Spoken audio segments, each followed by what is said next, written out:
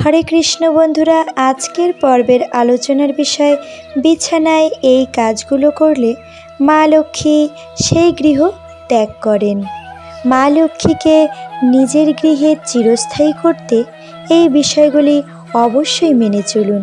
মূল পর্বে যাবার আগে সকলের কাছে অনুরোধ, যদি ভিডিওটি ভালো লাগে তাহলে অবশ্যই একটি লাইক করে চ্যানেলটি সাবস্ক্রাইব করে দেবেন আর কমেন্ট বক্সে অবশ্যই লিখুন জয় মা লক্ষ্মী।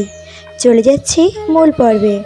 সর্বপ্রথমেই যে বিষয়টি বলবো তা হলো বিছানায় বসে কখনোই খাওয়া উচিত নয়।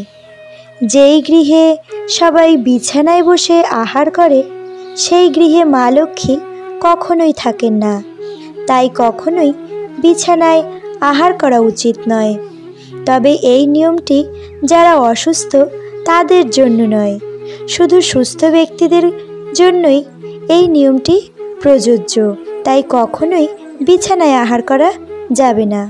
দ্বিতীয়ত যে কথাটি বলবো, ঘুমাতে যাওয়ার সময় মহিলারা চুল খোলা রেখে কখনোই ঘুমাতে যাবেন না। এই অভ্যাসটি অত্যন্ত খারাপ একটি অভ্যাস। এই অভ্যাস যার আছে সেই গৃহে নেগেটিভ শক্তির প্রভাব বৃদ্ধি পায় এবং সেই গৃহে বাচ্চাদের ওপর এই অভ্যাসের খারাপ প্রভাব পড়ে এবং অমঙ্গল ডেকে আনে।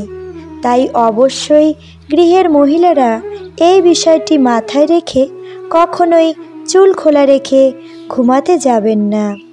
এরপর যে বিষয়টি বলবো তা হলো বিছানার উপরে বসে কখনোই চুল আঁচড়ানো যাবে না। বিছানার উপরে চুল আঁচড়ালে একদিকে যেমন রোগ ব্যাধি পিছু ছাড়ে না, মা লক্ষ্মীও এতে খুবই রুষ্ট হন। তাই বিছানার উপরে কখনোই চুল আঁচড়ানো যাবে না। এর পরের বিষয়টি হলো সেন্ট বা বিভিন্ন রকম সুগন্ধি। অনেকেই রাতে ঘুমাতে যাওয়ার আগে সুগন্ধি ব্যবহার করেন।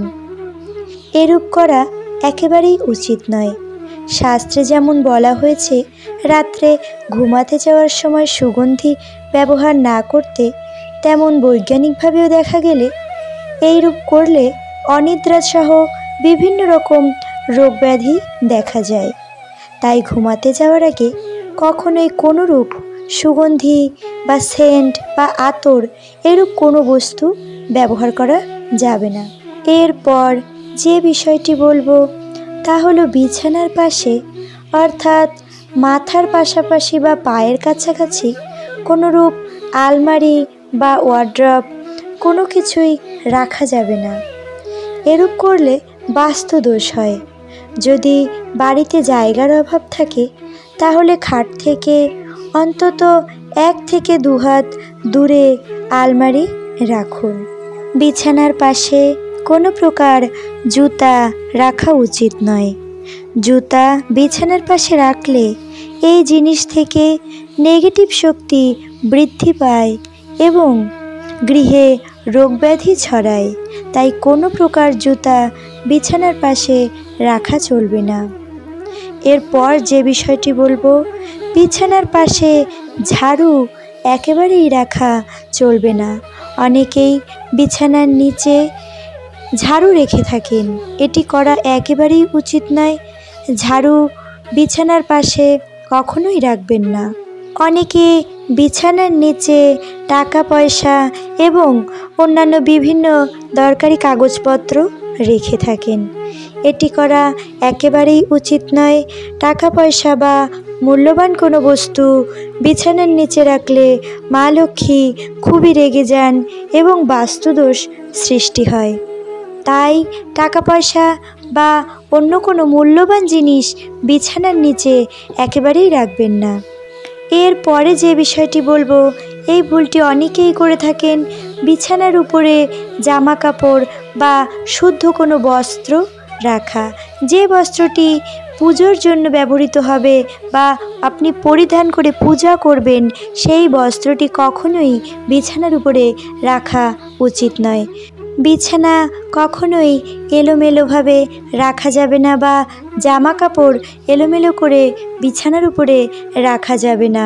বিছানা সব সময় পরিষ্কার পরিচ্ছন্ন রাখতে হবে এবং রাতে ঘুমাতে যাবার আগে অবশ্যই একবার বিছানা ভালো করে ঝেড়ে তারপর ঘুমাতে যেতে হবে। হাত পা ভালো করে পরিষ্কার পরিচ্ছন্ন হয়ে তারপরই ঈশ্বরের নাম স্মরণ করে বিছানায় ঘুমাতে যান। সর্বশেষে যে কথাটি বলবো তা হলো, অনেকেই ঘুমাতে যাবার আগে মোবাইল ফোন ব্যবহার করেন। মোবাইল ফোন অনেক সময় দেখতে দেখতে ঘুমাতে যান, বা বিছানায় শোবার সময় মোবাইল পাশে নিয়ে ঘুমাতে যান। মোবাইল পাশে নিয়ে বা কোনো ইলেকট্রিক বস্তু পাশে নিয়ে ঘুমাতে যাওয়া একেবারেই উচিত নয়। এটির সাথে হয়তো মা লক্ষ্মীর গৃহত্যাগের কোনো সম্পর্ক নেই, তবে এই কুঅভ্যাসটি আপনার জীবনে ডেকে আনে নানা রোগ ব্যাধি। তাই এই কুঅভ্যাসটি অবশ্যই ত্যাগ করুন। এই কুঅভ্যাসগুলো ত্যাগ করুন এবং মা লক্ষ্মীর আশীর্বাদ লাভ করুন। ঈশ্বর সকলকে ভালো রাখুক এই কামনা করে আজকের ভিডিও এখানেই শেষ করছি। হরে কৃষ্ণ।